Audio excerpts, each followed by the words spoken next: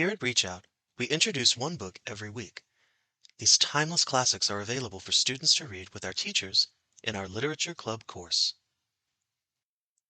In the past several weeks, we have learned a lot of important facts about World War II. But there is one particular part of its history that marked the beginning of the end: D-Day. D-Day is a code word for the day of any major military attack. But when people talk about D-Day, they mean June 6, 1944. The war had been raging for 5 years at this point, and the U.S. was pulled into the war after Japan attacked Pearl Harbor.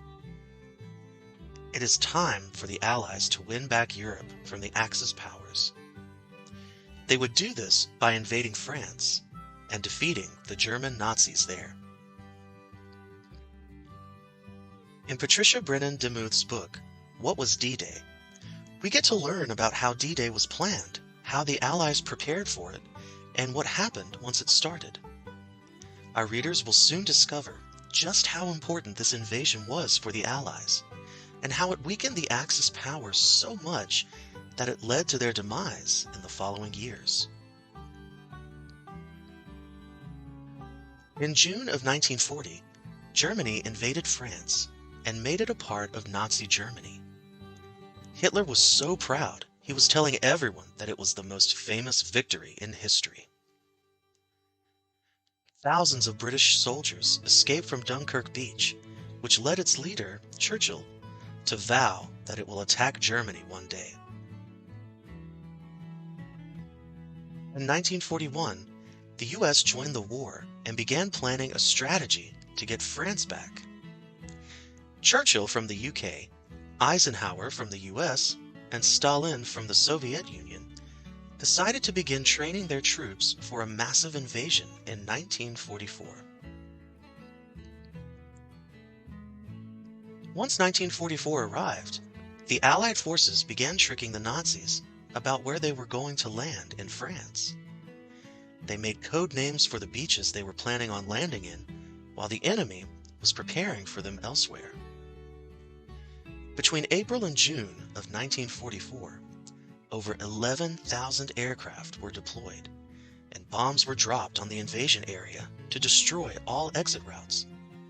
This isolated the invasion area, which would make it easier to invade. Hundreds of thousands of American soldiers arrived to the UK for the invasion, as well as 250,000 Canadians. Tons and tons of ammunition and supplies were sent from America to the UK. It was time for Operation Overlord, otherwise known as D-Day.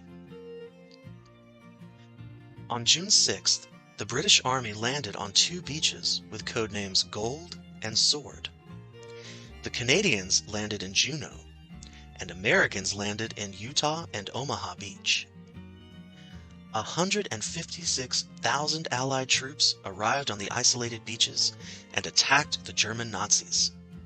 At least 9,000 Nazis were killed.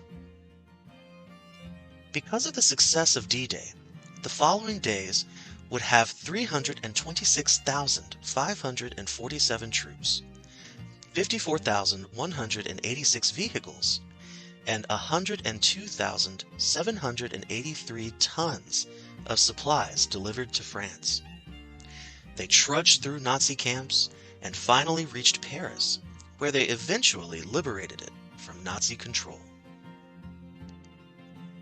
With this victory, what happens next for the Allies and Axis powers? How will this mark the beginning of the end of World War II? Find out with us here at Reach Out, and let's read What Was D-Day together. See you there.